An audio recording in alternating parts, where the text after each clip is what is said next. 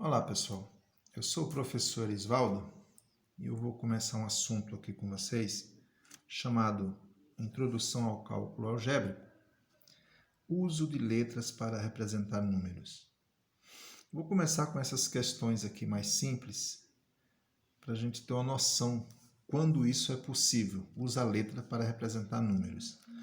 Então veja bem, eu tenho aqui uma questão, qual é a metade de 4, de 6 e de 8? Para eu achar a metade de 4, aqui na letra A, eu vou pegar o número 4 e dividir por 2. Aqui na letra B, eu vou pegar o número 6 e dividir por 2. E aqui na letra C, eu vou pegar o número 8 e dividir por 2. Coloquei na forma de fração, porque fração também é uma forma de representar uma divisão. Então, 4 dividido por 2 dá 2, 6 dividido por 2 dá 3 e 8 dividido por 2 dá 4. Veja que aqui eu fiz uma divisão sempre pelo número 2, porque a metade de qualquer número, basta você dividir esse número por 2. Se você quiser achar a metade de 10, é 10 dividido por 2. Se você quiser achar a metade de 20, é 20 dividido por 2. Então, não interessa o número, eu vou sempre dividir esse número por 2 para achar a metade dele. Então, aqui na questão C, como podemos representar a metade de qualquer número? É nesse caso aqui que nós usamos uma letra. Veja que aqui eu posso generalizar. A metade de qualquer número é sempre número dividido por 2. E para eu representar qualquer número, eu utilizo uma letra. Então, na letra C, eu posso representar qualquer número pela letra N. E como eu quero achar metade desse número, eu divido por 2. Aqui essa divisão, ela não tem resultado, porque aqui é qualquer número. Qualquer número que você substituir aqui, você vai dividir por 2. Por exemplo, se você quiser achar metade de 30, é 30 dividido por 2. A metade de 10 é 10 dividido por 2. Então, veja que eu usei uma letra para representar qualquer número. Então, é nesse caso que nós usamos letra para representar números. Esse é apenas uma das situações. Quando nós precisamos generalizar, quando há um padrão. Agora, nós temos uma outra questão que eu vou mostrar aqui para vocês, que muda o enunciado. Então, veja bem. Qual é a terça parte de 6? Qual é a terça parte de 9 e de 12? Bem, nessa questão 2 aqui, como eu quero achar a terça parte do número, o que eu vou pegar? Eu vou pegar o número 6 e dividir por 3. Na letra B, eu vou pegar o número 9 e dividir por 3, porque eu quero achar a terça parte. E na letra C, também vai ser 12 dividido por 3. Essas divisões aqui, ela tem resultado. 6 dividido por 3, o resultado é 2. 9 dividido por 3, o resultado é 3. 12 dividido por 3, o resultado é 4. Então, veja que se eu dividir qualquer número por 3 aqui, se eu continuar essa divisão, eu vou estar aí achando a terça parte do número que eu quero. Então, para generalizar isso, aqui na letra D, eu coloquei como podemos representar a terça parte de qualquer número.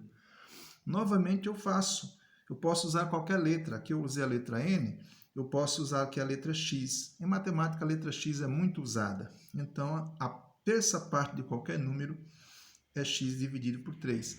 Essa daqui é uma sentença algébrica que representa a terça parte de qualquer número. Essa daqui é uma sentença algébrica que representa a metade de qualquer número. Então, veja bem, a algébrica, o cálculo algébrico, ele usa letras para representar números. Então, essa aqui é apenas mais uma das situações em que isso é possível. Agora eu mudei aqui o foco, eu fui para a área da geometria. cálculo da área de um quadrado. Então, a área de um quadrado pode ser calculada multiplicando-se a medida de dois lados ou elevando-se a medida do lado ao quadrado. Como o quadrado tem os 4 lados iguais, né? Então, se eu multiplicar, quando eu estiver multiplicando dois lados,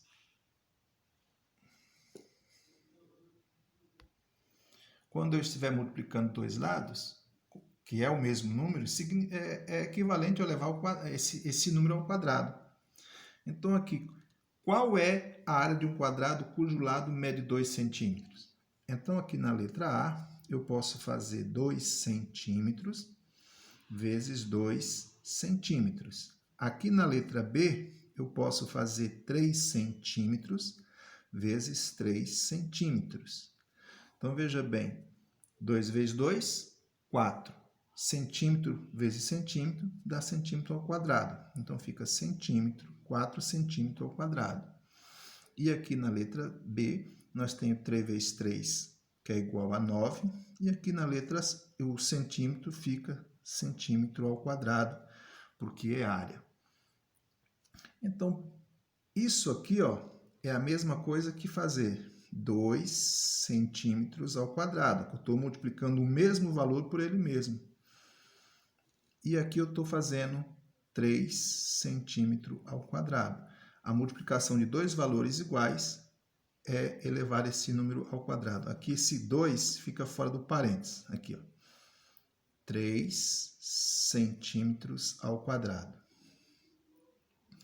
Então, como fica aqui? A mesma coisa. 2 vezes 2, que é 2 ao quadrado, 4. E centímetro ao quadrado, centímetro ao quadrado. 3 ao quadrado são 9, que são 3 vezes 3. E centímetro ao quadrado fica indicado o centímetro ao quadrado. Então, veja bem. E se o lado do quadrado mide x? Então, aqui na letra C, é x centímetro vezes x centímetros. X vezes x é x ao quadrado. E centímetro ao quadrado, e centímetro vezes centímetro, centímetro quadrado. Então, isso aqui é uma fórmula matemática. Como em todo quadrado você pode multiplicar um lado pelo outro para achar a área, qualquer quadrado eu posso generalizar aqui, ó, e colocar uma letra. Então, existe uma forma. A área de um quadrado é a medida do lado elevado ao quadrado. Se eu colocar a letra x, vai ficar x ao quadrado. Então, qualquer letra para representar um número. Tá? Isso aqui é mais uma questão aí que nós podemos usar letras para representar números. Bom, agora vamos partir aqui para a resolução de um problema. Observe na tabela como estão associados o valor e a quantidade de um determinado produto. Eu tenho aqui uma tabela. Essa tabela tem duas entradas, né? Aqui em cima eu tenho o valor pago e aqui eu tenho a quantidade de um determinado produto. Veja que uma unidade custa 70, 2 unidades custa 140, 3 unidades 210 e 6 unidades 420. O que nós podemos observar aqui? Que essa quantidade aqui, ela tem uma relação com essa quantidade de produto, ou seja, o valor pago está diretamente relacionado com o total, a quantidade de produto. Um produto 70, veja que 2 produtos é exatamente 2 vezes 70, que é 140. 3 é 3 vezes 70, que é 210. E 6 produtos custa 420, que é 6 vezes 70. Então, que nós temos aqui um valor fixo, que é 70, e uma unidade variável aqui, que é a quantidade de produtos. Então, a partir dessa relação, nós podemos montar uma expressão algébrica. Olha, a partir da relação entre o valor pago e a quantidade, podemos escrever uma expressão algébrica para representar o valor pago por qualquer quantidade do produto. De que maneira? Observando como isso se relaciona. Então, veja bem, eu vou colocar aqui a letra V para representar o valor pago. Um produto é 1 vezes 70, que dá R$70. A quantidade paga por 2 produtos são 2 vezes 70, que são R$140. A quantidade paga por 3 produtos é 3 vezes 70, que são 210. E a quantidade paga por 6 produtos são 6 vezes 70, que são 420. Então, veja que aqui eu tenho um valor que é fixo, que é os 70. Aqui continua sendo 70, e esse valor aqui que é variável. Esse valor aqui também varia. Esse valor V é esse resultado. Então, veja, varia o valor pago, varia a quantidade de produto, mas isso aqui é fixo. Então, como é que eu posso escrever uma expressão aqui para representar essa situação? O valor V, que é variável, eu coloco a letra V. O valor fixo, que não muda, que é o preço unitário, eu coloco ele, 70. E eu posso colocar uma letra X aqui para representar a quantidade, qualquer quantidade. Então, a expressão disso aqui fica V, o valor total, é 70 vezes a qualquer quantidade que eu posso comprar desse produto. Tá? Isso aqui é uma expressão algébrica, que nós usamos letras para representar números. Tá? Tenho aqui mais um probleminha. Esse número 5. Que traz o seguinte enunciado. Para fazer um carreto, Geraldo cobra uma taxa fixa de R$100. Então, esse valor é fixo, ele não muda. Eu vou só colocar aqui R$100. E mais R$4,50 por quilômetro rodado. Então, R$4,50 também é fixo por quilômetro. Então, como é que eu posso escrever uma expressão para representar o valor que ele cobra para fazer um carreto de X quilômetros? Então, numa expressão algébrica, para representar uma sentença, uma expressão, nós colocamos os números fixos e letras para representar aquilo que varia. O que varia nessa situação? O quilômetro. A pessoa pode fazer uma viagem de 1 quilômetro, de 2, de 3, de 4. E aí nós podemos fazer uma expressão algébrica para representar essa situação. Então, para representar essa situação, nós podemos colocar, por exemplo, a letra P, que é o preço total. E como que é calculado esse preço final? É os R$100 fixo, mais os R$4,50 vezes a quantidade de quilômetro. Então, essa daqui é uma sentença algébrica, a expressão que representa esse problema. Ou seja, o preço que eu vou pagar é 100 mais R$4,50 por quilômetro. E é lógico que esse preço aqui ele assume valores variados. Por exemplo, qual é o preço para x igual a 10? Quando x for igual a 10 quilômetros. Basta você fazer. É o valor fixo, 100, mais 4,5 vezes 10 quilômetros.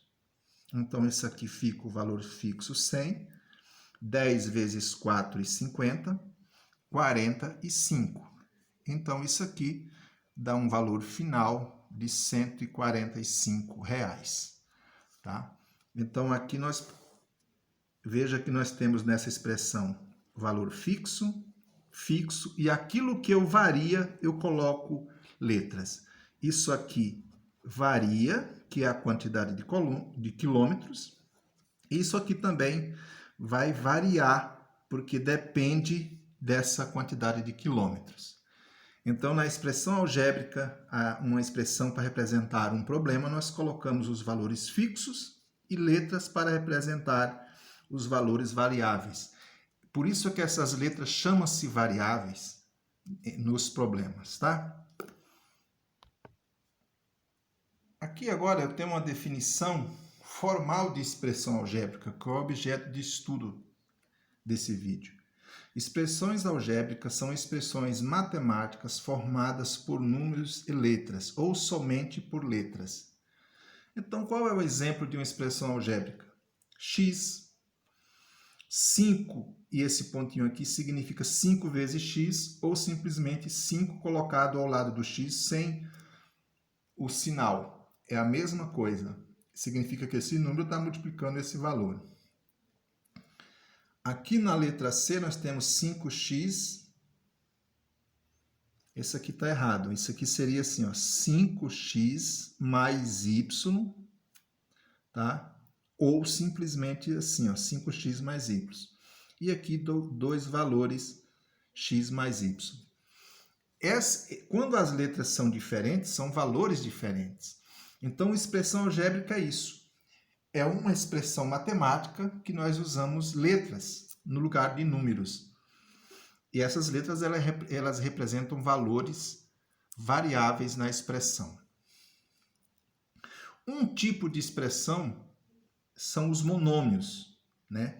O que é um monômio? É toda expressão algébrica formada pela multiplicação entre números e letras, em que as letras têm apenas números naturais como os expoentes. Lembrando que expoente está relacionado com potência.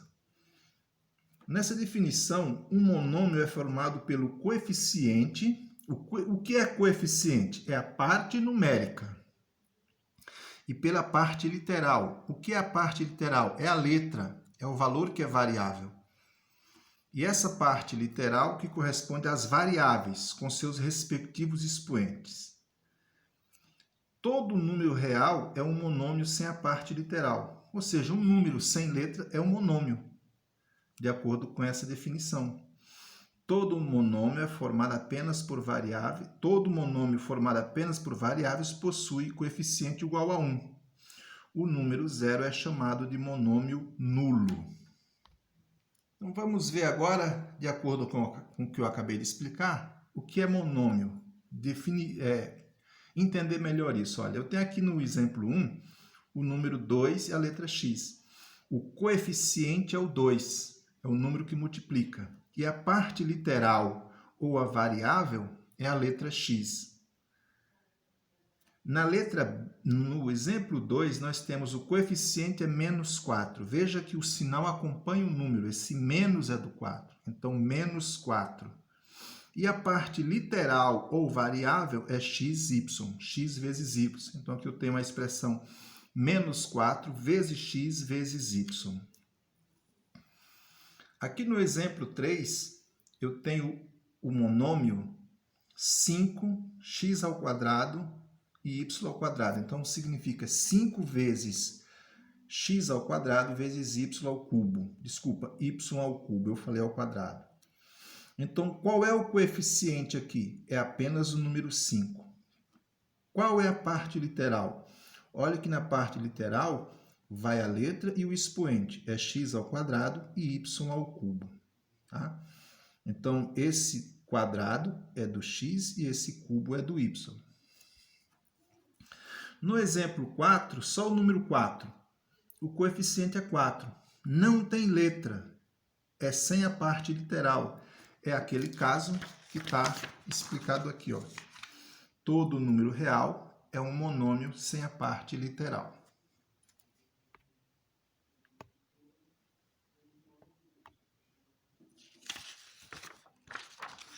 E aqui eu tenho o seguinte, ó. A e B. Isso aqui, se for uma expressão matemática, é um número qualquer A vezes o número B. Qual é o coeficiente? É 1. Quando você tem o coeficiente 1, não se usa escrever. Então, todo monômio sem coeficiente, quando o coeficiente é oculto, esse coeficiente é 1. E qual é a parte literal? A B. Uma coisa importante que precisa ser entendida nos monômios, monômio, pessoal, significa, se você associar lá na língua portuguesa, com o estudo das sílabas, monossílabo, é uma palavra de uma única sílaba, né? Então, monômio é uma expressão algébrica de um único termo. Então, veja que aqui, ó, 2x só tem um termo. Menos 4x é um único termo. É considerado um único termo porque só há quando há somente a multiplicação entre as partes que envolvem. Aqui, ó, 5 vezes x ao quadrado vezes y. Isso aqui é y ao cubo. Isso aqui é só um termo. Agora, se você tiver isso aqui, 5x mais y, isso aqui não é o único termo. É a soma de dois termos, é a soma de dois monômios. Isso aqui é um monômio, isso aqui é outro monômio. Tá? Então, vamos entender o que é agora monômio semelhante. Tá? Monômios semelhantes. Os monômios que têm a mesma parte literal, ou seja, que têm as mesmas letras, são chamados de monômios semelhantes ou de termos semelhantes. Os monômios a seguir são semelhantes, pois têm a mesma parte literal. Veja que aqui o que muda são os coeficientes, mas as letras são as mesmas. Olha, 5 vezes y ao quadrado, 5 vezes y ao quadrado e 9 vezes y ao quadrado.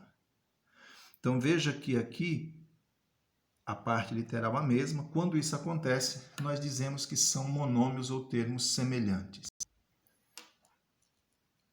Bem, por que é importante você entender o que é monômio semelhante? Porque nas operações com monômios, na adição e subtração de monômios, que é apenas uma, que nesse momento eu vou explicar somente essas duas operações, depois eu explico a divisão e a multiplicação. Então, eu só posso somar ou subtrair monômios que são semelhantes, ou seja, que têm a mesma parte literal. Podemos realizar a adição e a subtração entre monômios somente quando eles tiverem a mesma parte literal, ou seja, somente quando eles forem semelhantes.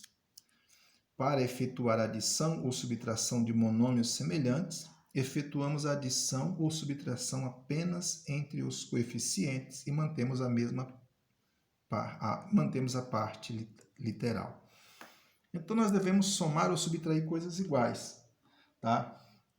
Então, você só vai somar ou subtrair monômios quando eles tiverem a mesma parte literal. Então, como é que eu vou fazer essa soma de 2 vezes a ao quadrado mais 3 vezes a ao quadrado mais a ao quadrado mais 4a ao quadrado? Veja que aqui a parte das letras são iguais. A ao quadrado, a ao quadrado, a ao quadrado e aqui é a ao quadrado. Então, nesse caso, eu vou somar somente os coeficientes. O que são coeficientes? São os números que estão multiplicando as letras. Então, vamos realizar essa soma aqui, ó. Eu sei que a parte literal é a ao quadrado. Então, aqui eu posso fazer 2a ao quadrado mais 3a ao quadrado mais a ao quadrado mais 4a ao quadrado. Isso aqui é igual. Ó, 2 mais 3, 5, mais 1 aqui, 4. 2 mais 3, 5, mais 1, 6.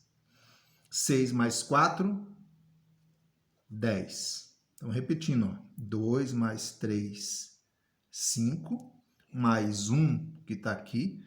Quando não tem parte literal, quando o coeficiente não aparece, ele é igual a 1.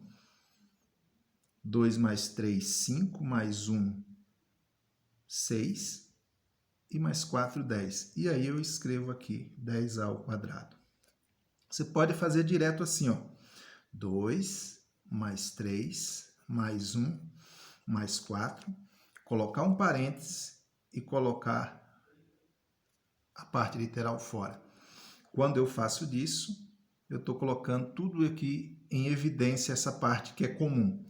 Aí eu faço, ó, 2 mais 3, 5, 6, mais 4, 10 ao quadrado. Então, o que eu somei? Somente os coeficientes e escrevi a parte literal de acordo com a definição.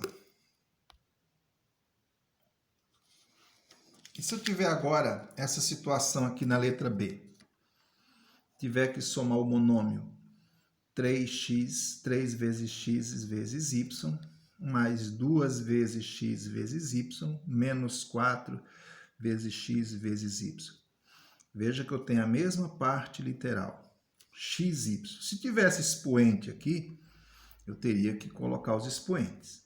Então, eu posso fazer 3 mais 2 menos 4, que multiplica x e que multiplica y. 3 mais 2, 5.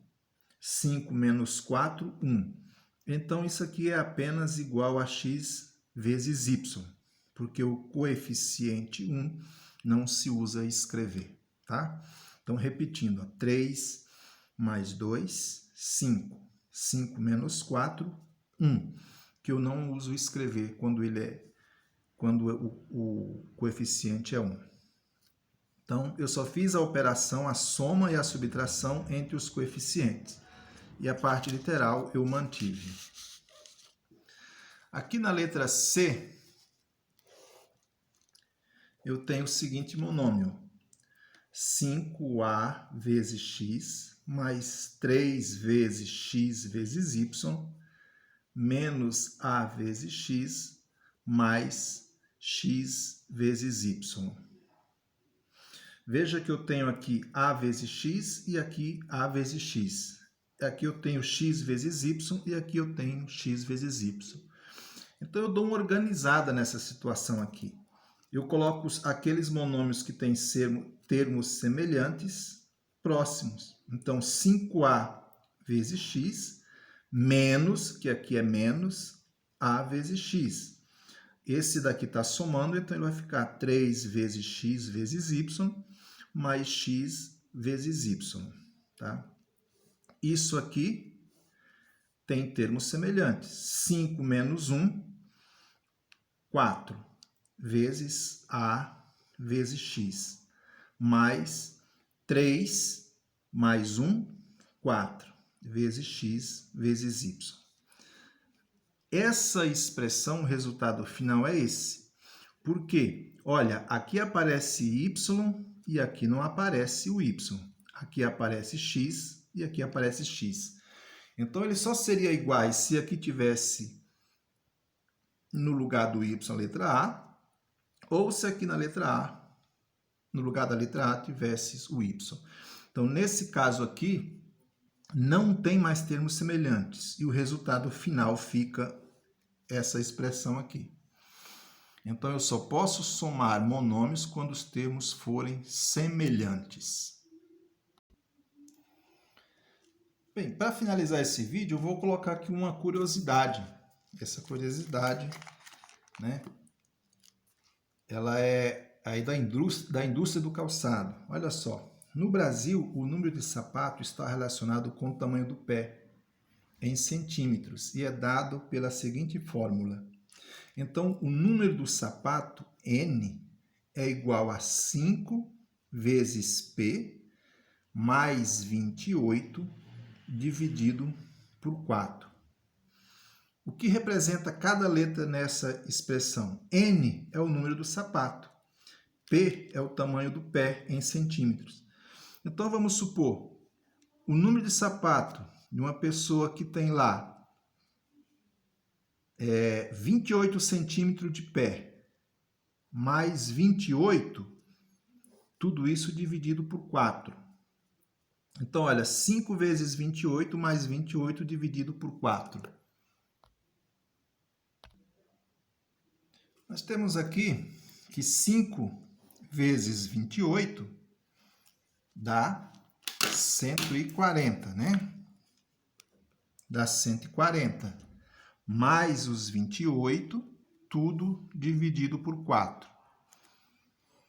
Bem, 140 mais 28 dá 168, né? 140 mais 28 dá o número 168. E tudo dividido por 4 dá 42. Então, a pessoa que tem 28 centímetros de pé, o sapato dela é 42. Então, isso aqui é um exemplo, tá? das expressões algébricas aí da aplicação, ok? No próximo vídeo eu vou abordar outros assuntos aí, mas o mesmo assunto, porém com a soma, com a multiplicação e a divisão de monômios. Até lá!